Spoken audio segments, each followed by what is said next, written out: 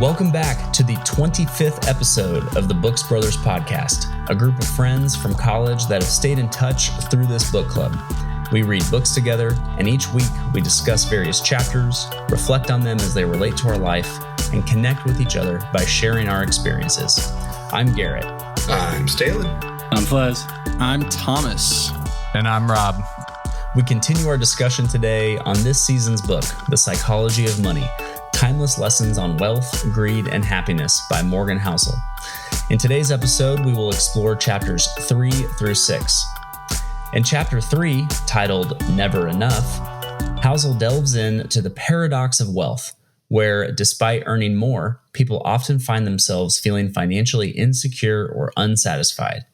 Housel discusses how societal norms and personal desires continually shift the goalposts of what constitutes enough wealth, leading to a perpetual cycle of striving for more. Through anecdotes and research insights, he highlights the importance of understanding one's values and priorities to break free from the cycle of perpetual discontent and find greater satisfaction and fulfillment in life, independent of monetary wealth. So, do any of you feel that you and your family have, quote, stopped moving your goalposts? And if so, can you share an example where you refrained from moving your personal goalposts with a financial decision that you made? Honestly, I've moved different goalposts, different directions. It's kind of confusing. But growing up in the Midwest, I always thought I'd have like a house and a yard and all this other stuff like you do in the Midwest. And then moving out to Hawaii, that goalpost basically turned into like a basketball hoop or something different because there's just really no comparison. Lacrosse goal, maybe.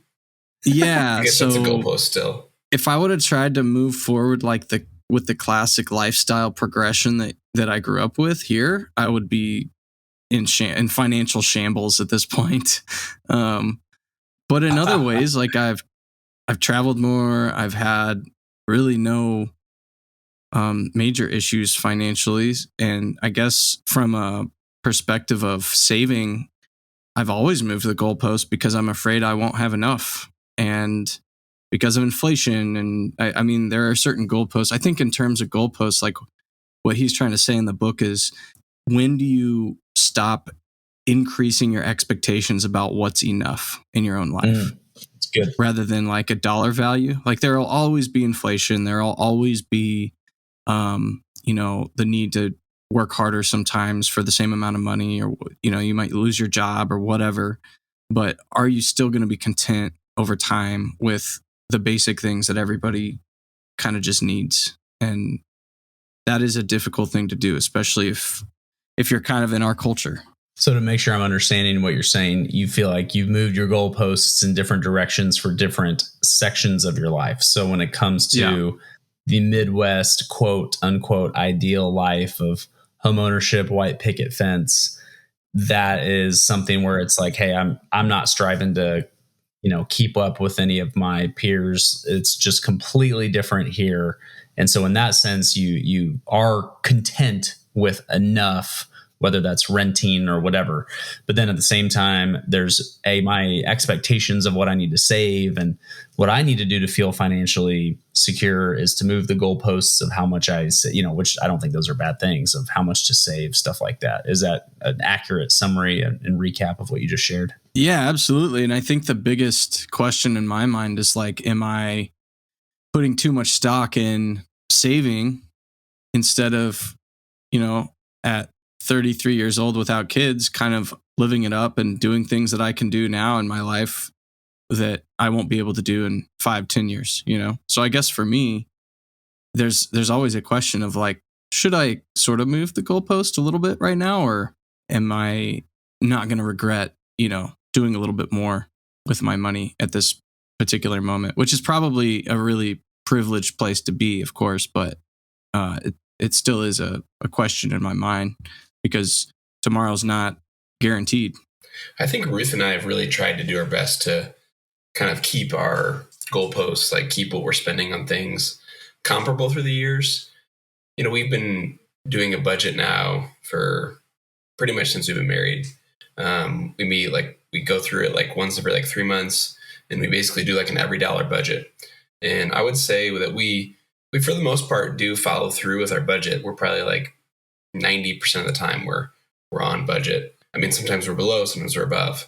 But I feel like that's for us has been helpful to kind of maintain goalposts where they're at.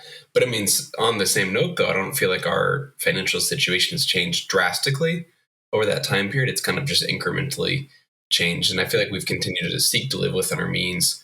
One thing that when you have these big changes, that's when it does get a little bit more challenging. Buying a house, you get out of the rental game, but then there's just bigger expenses that you have to do sometimes, like your AC goes out. And so you end up probably paying less than you would per rent, but then you end up spending a lot more on just housing repairs. But those are also investments. So, and another one, though, for us that was kind of a big change was when we had Daphne.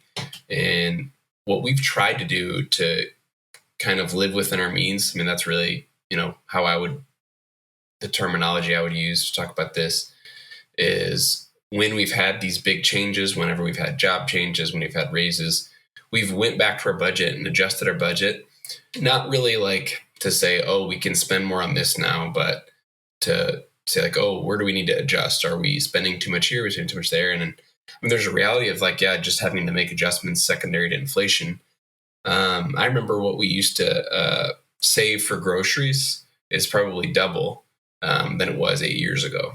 But I mean, honestly, we're not really eating that differently. It's just groceries are maybe up towards twice as expensive. I don't know the exact number, but I wouldn't be surprised if it was like, 50%, 70% more, something like that. I think what I'm hearing too with both of your answers is what I would say a more appropriate and healthy moving of goalposts. I think what the author is saying when he talks about moving the goalposts, it's an issue with identity. Keeping up with the Joneses. Exactly. That's what it's like, okay, shoot, like, my friends just got this or bought this house or whatever. And so we need to like keep up or whatever. And so I almost feel like your guys' examples of, hey, there's inflation, we should save more. Or, hey, like we have a kid, our, diaper budget, our grocery budget has gone up. I don't feel like that's moving the goalposts in what the author is saying in the sense of like, our identity. It sounds like what I'm hearing is like, hey, we're comfortable in our own skin with where our family's at, and we're going to have to adjust things because life costs change, but it's not out of a necessity or a temptation to keep up with the Joneses or whatever. I would say that, again, I'll be the one that portrays the failure of the financial group. Everybody else seems to be so wonderful with their finances. Thanks for taking one for the team, Flez. I'll be the overall ego buster for the group. No, I got a story too, Flez. You're not the only one. You're not by yourself. Yeah, but obviously in my previous relationship, we'll just call it that. Keeping up with the Joneses is definitely something that I don't think was ever really talked about, but I think it was just present as far as like, here are the stages in, the Midwest, like Thomas has said, you get married, you buy a house, like you a picket fence and all that. But if you don't have the money for it, it's like, or if you do, but it's like barely do, is that the best decision? Probably not, but there's just so many emotions involved with all of that and keeping up with the Joneses. And now, fast forward though to me last year, I almost moved into a much nicer apartment where my rent would have been like twice as expensive, and I decided not to. And thank God I didn't, because going through a job change now, would have been really tough. So that was definitely a really good move, not moving the goalpost there, fast forward to last year or whatever. But yeah, and then I think that I think it's easy to get cocky sometimes with money. Like if it's just really easy to get arrogant, like if you have it, it's like, oh, you just assume that you're never going to not have it. So then it gets easy to start making poor decisions, or easier. But again, like the failures, it's like one of those things where I think he talks about it in the previous chapter that we discussed last episode, but understanding our failures and risk taking, so to learn from them basically, so that we make better decision next time. But keeping up with the Joneses, though, I feel like that's just like a cultural thing. Have you guys ever felt that need personally to do things like to keep up with the Joneses? Yeah. Oh, for sure. Yeah. We rent this house. So as you've been over, it's like probably if it were to go on the market, it'd be like 250, 300. But right across the street is 600 to $1 million. And it's funny because I walk my dog every day and I see these people that are living in the 700, the $1 million houses. And there's like one couple, they have a Porsche SUV and then another nice SUV. But then across the street is a guy and his house is really nice, but he drives probably a 1990 Honda Civic and his wife drives a Honda van. And it's like, okay, maybe there's some keeping up with the Joneses on the house aspect, but it's pretty interesting to see two houses that are worth the same amount, but the cars are that much different, like drastically different. And it's, I don't know. I just saw a stat today that like the average car payment today is like $740. And it's like, my goodness. Cash is king, or shall you say, like the car people will all be like, okay, you can get into it 0 down today. And how much can I get it for in the long haul? When people that can afford it, they'll just be like, how much is it? I'll like buy it straight up today because they don't want to fall for the financial trap of a loan and ending up paying more on it in the long run. It's been interesting. There are some good quotes. I'll read one, but on page 39, it was like, greed and the wanting for more will not only make enough feel not as enough, but will also make you lose in the end. So you can take those trips with family or friends, or you could, and maybe you can't afford it, but you don't want to miss out on it. And it's like just hanging back for a weekend, or not golfing every weekend or twice a week with your buddy that wants to. It's like, okay, if I sacrifice some, it means that I'll have more for the moments or the resources or the experiences that I want to spend money on. So there's some sacrifice, I think, that we see or I see rather than jumping up at every opportunity to keep up with the Joneses. We're maybe a little bit more selective in that. Plez, I really appreciate you sharing that, though, because I mean, as you kind of were ending there, like you asked, have you all been through it like that? And I remember one time whenever we came back from Arizona to visit friends and family back to Missouri. And this is something that I think Thomas and I both shared a little bit about some in the past. I remember coming back one time and we had maybe been here a couple of years, didn't have a house yet, no kids. And I feel like a lot of our friends back in Missouri had houses and were having kids, and like things were going really well with their jobs. They're getting promotions. And like I would say in Arizona, when we first moved here, first couple of years we were here, I feel like it just seemed like a lot of our friends here had like very high paying jobs is really what it seemed like initially. And I remember like really having a lot of envy with that. And it was something that I think Ruth and I talked through a lot. And I think I've never been someone that I don't envy the stuff, but I envy the prestige that comes with this stuff. And I know he talks about that some when he talks about the Lamborghini, because it's like, yeah, I want people to respect me. I want people to think well of me. And I remember, these are the conversations that we have to have with our wives or close friends, because like Ruth was like very good about talking me down from it and really just encouraging me to, say like, that's not who we are. She's like, I, as your wife, like, I don't care as long as, we're getting our needs met and such. And so, but I remember particularly at one visit we came back and I really had felt that way. And it's something that I would say I still working on the comparison side of things, because it's tough. You see someone and you're a group of guys like us, for example, it's like maybe someone you went to college with or someone that you had spent a lot of time with, and you're like, okay, we're kind of around like, similar abilities, and you see them doing this or that. And I think envy is just a very easy thing to fall into. I think especially like Adam, you're talking about when you first started kind of making some money and stuff right out of college, like that's a very common time. I think a lot of people do get themselves into trouble. And, if you look back at it, I can't speak for you, Adam, but I mean, like, I imagine if there's a time to have more financial failures, it's probably in your early 20s, right? Or mid 20s, Yeah.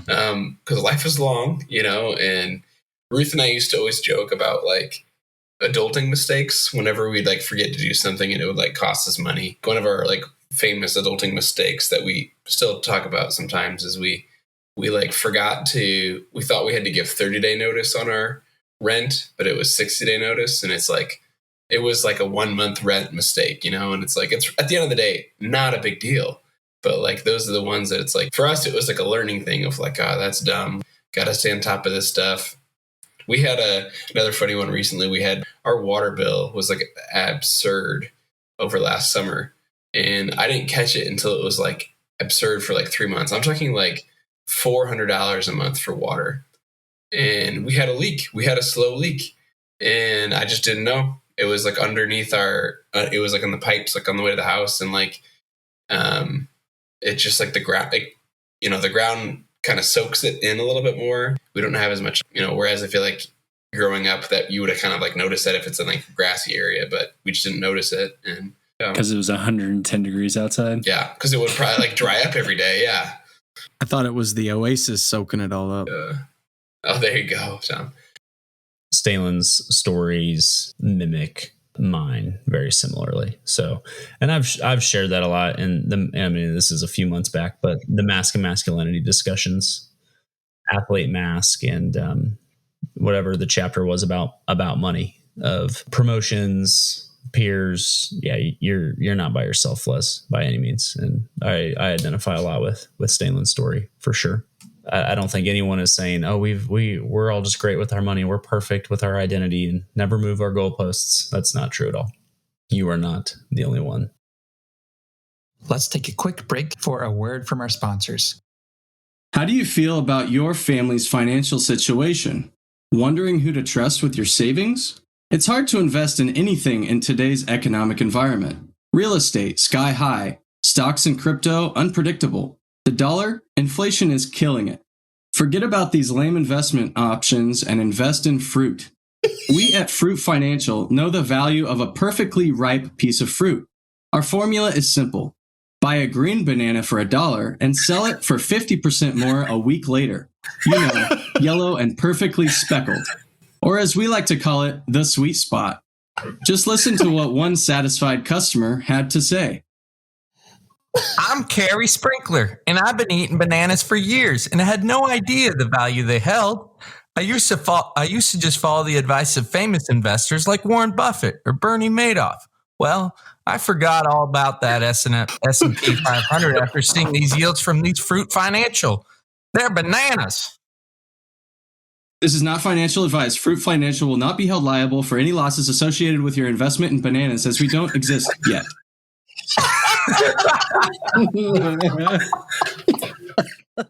And now back to the show. In chapter 4, Confounding Compounding, Housel emphasizes the immense power of compounding and how it underpins wealth creation over time. He illustrates how even small, consistent contributions can grow into significant wealth through the magic of compounding.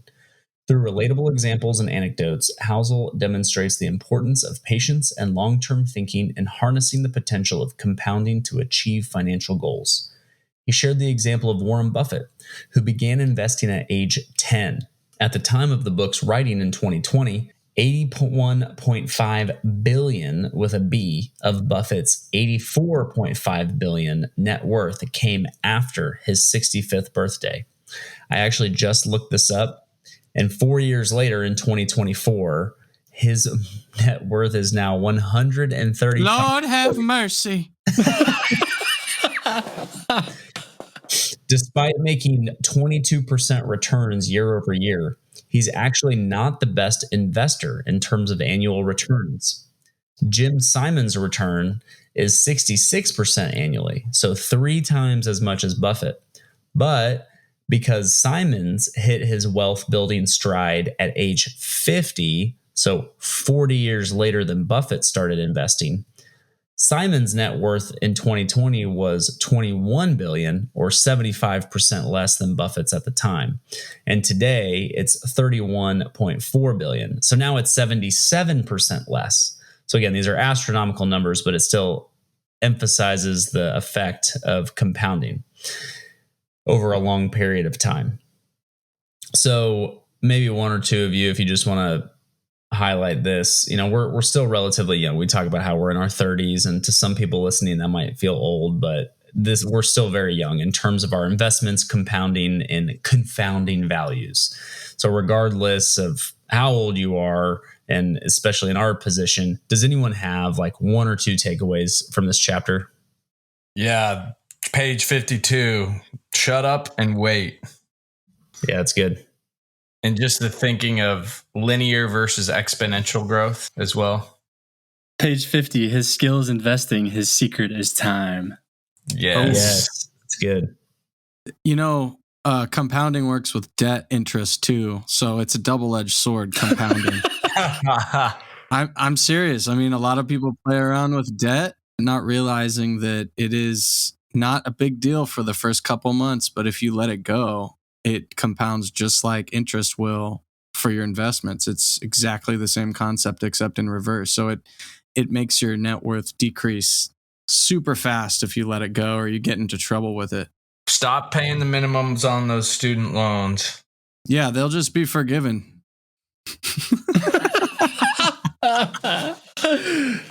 Oh, is that what you meant, Rob? Sorry. This is not I'm making a joke. This is not a podcast about politics. So I'll, as the MC, I'll cut everyone off there. No, I'm kidding. That was funny, Thomas. Funny. I mean, yeah, it talked about the, let's see, it was Buffett was one example. And then the other guy's name was Simons, and Simons is 50 and he only has 22 billion. So since we're in our 30s, we'll be way ahead of him if we start now.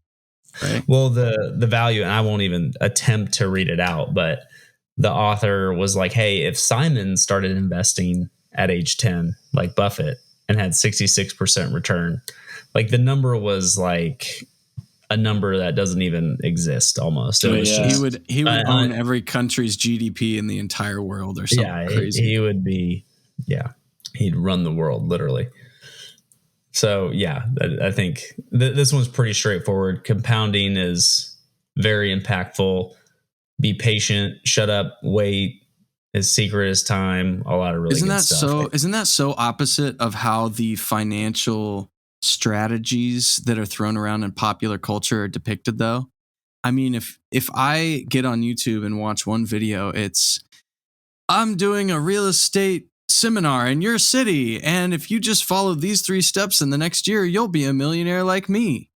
Oh, for sure. And it's just so opposite of what we're bombarded with every single day about finances. No wonder there's so many people that are confused about it. Thomas hitting us deep, man. I like it. Okay. Chapter 5, Getting Wealthy versus Staying Wealthy. The author delves into the distinction between becoming wealthy versus staying wealthy, highlighting the psychological pitfalls that can lead to the erosion of wealth over time. He explores the concept of wealth transfer and how sudden windfalls often fail to translate into long-term financial security due to poor financial habits or behavioral biases. Drawing on historical examples, such as investors in the stock market during the Great Depression and personal anecdotes, Housel offers insights into the mindset and behaviors necessary for sustaining wealth over generations.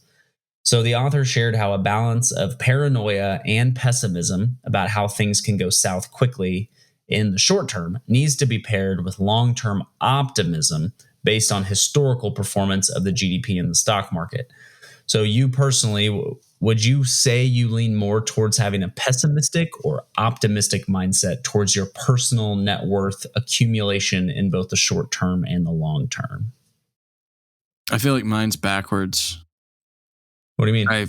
I feel like I have an optimistic view on like me making the right decisions in the short term because I'm always too conservative. But then I have a really pessimistic view on the long term because I just don't believe that anybody at the highest levels that make big decisions about the state of the economy know what the heck they're doing.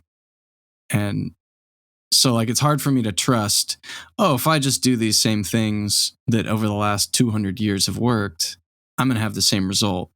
Because what if I'm the one generation that doesn't and I do the opposite of what I should have done? Just like we mentioned about the people born in the 50s versus the 70s. Like, how do I know I'm not a 50s guy or a 70s guy in the grand scheme of things? So I think I need to work on trying to flip that back to being more optimistic at the state of where the world's going at large. So I've kind of been trying to work on that because it does paralyze me when it comes to making financial decisions. And then I just sit on cash too long or something like that. What's an example where you're paralyzed, Thomas, if you don't mind me asking? Yeah, no, that's a good question. I recently got a new job like a little over 6 months ago, and I had worked at a company for about 5 years before that. And I had a good amount in my 401k with that company, and I rolled it over to an IRA so I could just have it all in one place. And I have yet to take it out of short-term securities, which yield about like 4% right now, which is good because that's the highest it's been in like 20-something, 30-something years. But it's bad because last year was like a monster year in the stock market, and I missed out on like 20% gains since I rolled it over. So I had been expecting the market to be kind of doing one of its like fake rallies because I figured some sort of shoe would drop after COVID, and it hasn't yet. I mean, the economic strength since COVID has been outstanding, except for 2022. But overall, I've been really surprised it's been so good. And that's where my pessimism has kind of shot me in the foot lately, at least. I would say, like, full disclosure for me, like, and as you're sharing, Thomas, I'm like, that's a lot of that to me is like kind of way above my head in terms of I haven't spent a lot of time really like looking into like more like long-term investment stuff. And one of the reasons why I was really excited us doing this book, and I think we all have a lot of excitement about doing this book, is that I was hoping to kind of get more kind of a general thought of like, okay, where do I go next? And, I know Ruth and I have, had desires to start doing more in terms of, long-term investment as opposed to like right now, like our goals are like building like a traditional retirement fund, as well as like just having like savings for emergency. Like that's kind of our main thing that we do right now. And, we go back to like what we were talking earlier about like keeping up with the Jones, right? And like this is one area where I'm like, shoot, like I know there's a lot of people our age that are like doing a lot of big stuff right now and moving, investing in stuff. And that's an area where I'm like, I feel very novice. I don't have a clue. And I'm hopeful with this book to kind of get a better idea of kind of, some of the more kind of, basic things that are recommended and just principles. I think the principle of like just waiting. I mean, that's been kind of cool. I talked to my parents on my dad and I every once in a while would chat about kind of their retirement that's coming up for them here in, about a year from now, both of them will be retiring. And from conversations with them, I know it's like, he's looking at it like every day. And, maybe not every day. That's probably not fair to say. But I mean, he's mindful of it. And I think that that's something that I want to get more literate about what's going on. Yeah, Stanley, on that topic of being a novice, identity-wise, I'll be brief, but I have a MBA, and reading this book, I had to look up what is a bear market good or is it bad, and is a bull market good? Like, what's an index fund again? So, hey, this is a safe space. Thanks for sharing, man. No hablo español.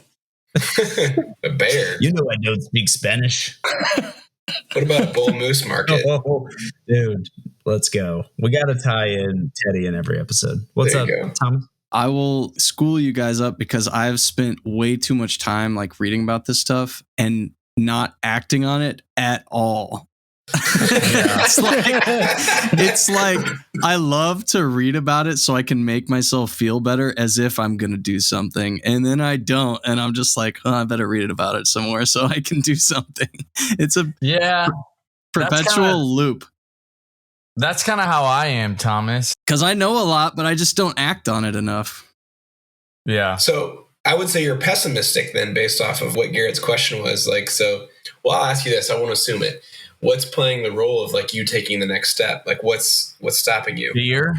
It's fear. Yeah, it's definitely fear. So pessimism then, right? Yeah, for sure. Because I know if I keep it close, I can control it. If I let it go out there and work for me, then I don't know what's going to happen. Yeah, I think it's just hard, especially if you're talking about like taking savings and putting it into the market. Like if you're going to do that, right, it feels like, okay, you have to be ready to play the long game, because if the stock market tanks, it's like, well, if you just put 10 grand in, right, and tomorrow it's worth 7 grand or 8 grand, it's like, well, shoot, it'd be foolish to take it out, right? Because you put it in there for a reason and probably not to day trade, right? Like you want to see the long-term gains, but it's hard because yesterday was just in your account as 10 in savings, you know? It's counterintuitive. But if you look at it of like, okay, this is 401k money. If I truly believe in putting it in Berkshire B, right? Warren Buffett's cheapest stock, right, that you can put it in. It's basically like a mutual fund of his stocks. And it's like, okay, if you believe that Berkshire Hathaway is going to take care of this stock, then you can put it in, and that 10 grand, knowing that you're not going to touch it in a while, probably might double. Who knows, you know? But it's tough because it's like, it depends on what you're going after. I know. Yeah, I know I shouldn't be pessimistic because it's kind of like betting against humanity in a sense, and nobody wants to do that. Like everyone wants to believe the world's going to continue to evolve and get better, and we're going to continue to be innovative and build things. But and I think that might segue us well into the last chapter, talking about luck and risk again, if that's all right. Yeah. Flez, did you have anything to say though before I segue us? Oh, yeah. Did you get that part from the part where he talks about sensible optimism? Elaborate for us. Basically, I think it's just the belief that odds are in your favor. But I don't know. There's a lot of stuff in this chapter. Like God laughs at our plans. You know, we make plans. God laughs at them. I don't know. Sensible optimism. And he just talks about that on page 64. It's a belief that the odds are in your favor. Over time, things will balance out to a good outcome, even if what happens in between is filled with misery. So essentially, being able to hold out and wait when things are going really crappy. So people will make all these decisions when things are going poorly, when you need to just press pause a lot of the time. So this chapter talked about survival, and it talked about how, in a sense, only the paranoid survive because they have contingencies built into all their investments. So in case something goes bad, they don't completely get wiped out. Like they have something to balance out a risky investment over here that most likely won't go to zero if the risky thing does. And it reminded me of another counterintuitive rule in investing is it takes twice the gain to offset a loss. So if you start with $1,000 and you lose 50% of that, you have to gain 100% from what you started at after your loss to get back to your initial $1,000, if that makes sense. So basically, if you make a big bet and it doesn't pay off and you lose 90%, I mean, you're basically wiped out because the compounding it takes to get back to your initial investment takes so long. So yeah, that's just another thing that I thought about reading this. It's another counterintuitive thing that maybe is why Rob and I are fearful about putting stuff in the market. I think it goes back to last week's episode in chapter 1 of No One's Crazy. right? Like we all have personal experiences that based on where we live at a very specific time, the environment we were raised in, we have our own unique perspective on life, finance, etc. We had to move into chapter 6 titled Tales You Win. The author goes back to what we've talked about in last week's episode about the role of luck and risk, this time in financial success, challenging the conventional narratives that attribute success solely to individual merit or skill. He explores the phenomenon of fat-tailed distributions, where, quote, you can be wrong with your investments half the time and still make a fortune, end quote. He illustrates this in the example of Walt Disney, where he had created 400 cartoons and most of them lost a fortune before he created Snow White and the Seven Dwarfs. The success of that one movie generated so much earnings that it changed the course of Disney as we know the entertainment giant today. So yeah, similar to what we discussed last week, Housel shared how acknowledging the role of luck can lead to a more humble and realistic approach to investing and decision-making. Through engaging stories and research findings, the author underscores the importance of humility, diversification, and probabilistic thinking in navigating the uncertainties of financial markets. So how do you all handle financial failures, such as potentially your 401k in a bear market or making a poor investment? And how has this chapter impacted your perspective on this, if any? And please say if you don't want to answer, no pressure, but I almost feel like asking Rob and Thomas to answer because one, Thomas, you just talked about this with rolling over your 401k in your new job, but also Rob, I remember you sharing during the Mask of Masculinity how you got on quite a kick of investing in the stock market and looking at it daily, if not even more frequently than that, and really having some high highs and some low lows depending on the day in, day out performance of the stocks you invested in. So by no means, this question is just for you two. Anyone can answer, but I would be curious if either of you are willing to answer how you handled those experiences and how has reading this chapter impacted your perspective on that experience. It wasn't really a bear market, though. It was just the wackiness of COVID. So I had met with like a financial advisor and had put some money in some like specific stocks, like Amazon, Berkshire B, and like some semiconductor stocks. And they were doing okay. Like they were making some money. And then COVID started to ramp up. And I was like, man, let me take this out, right? Like I was fully prepared to play some long game. But I was like, man, this cold hard cash could go down 25% overnight. And it did. It went down way more, but I had gotten out. So it was like, oh, thank goodness. But then it came back and rallied with a vengeance. And it's still to this day, I would have, no joke, 5 times my money. And it wasn't really a bull bear market, but it was like the failure of not sticking to the sole reason why I invested in those companies in the first place. Like if I truly believed in them, despite the catastrophic event of COVID, like I should have just stuck in with them. Right. But when the sky is falling, right. And it's like, holy crap, this could have gone down 40%. It could have halved. And like, that's money that you really need. Like if it was a part of a down payment on a house or whatever that maybe you were prepared to gamble with a little bit, but not at a 50% loss clip. Right. But I think hindsight's always 20/20, right? It's like, well, of course I should have stuck it in. But if it was like we entered a recession, I would have been like hoopla and like, wow, I made the right decision, you know?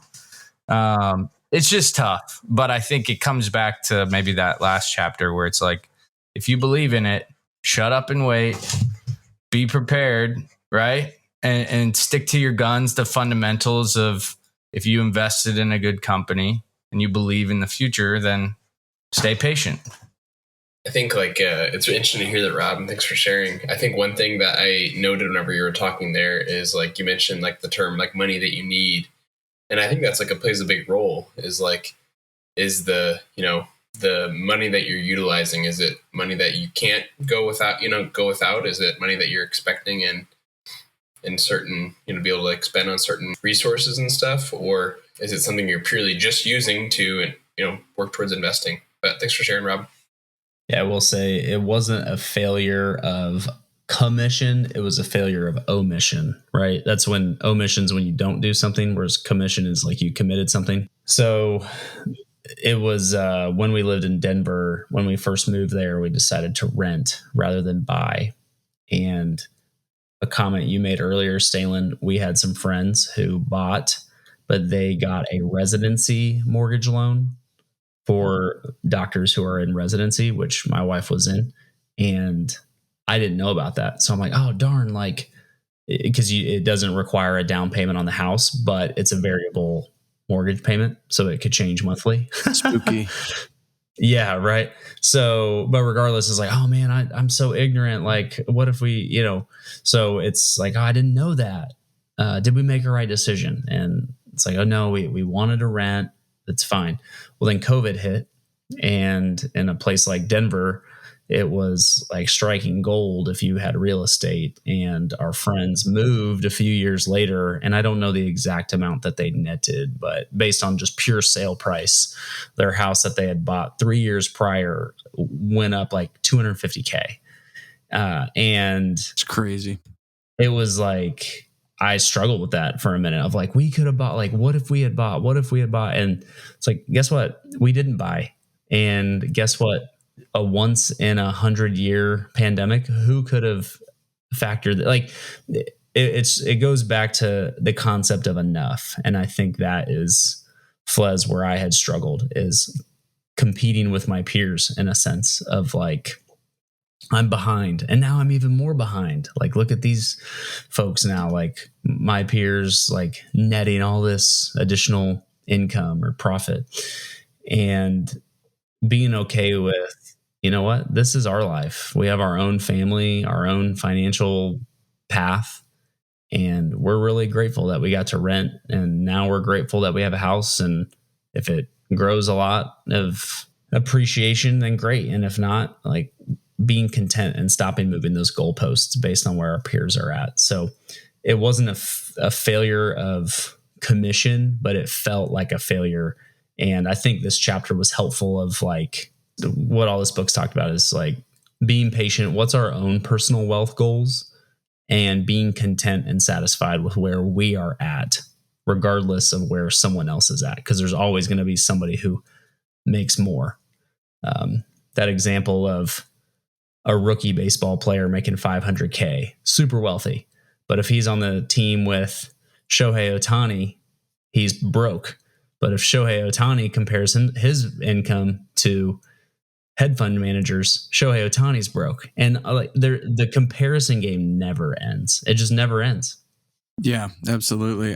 I felt a lot of relief and peace reading the first 6 chapters of this book already, because it puts everything in that perspective of like, focus on your own path and just try and not attach yourself too much to any one aspect of your journey thus far. And I mean, Garrett, it probably would have been really easy for you to make a really quick decision to just go buy a house right then and there when you found out what your friends did and how much they made on their house.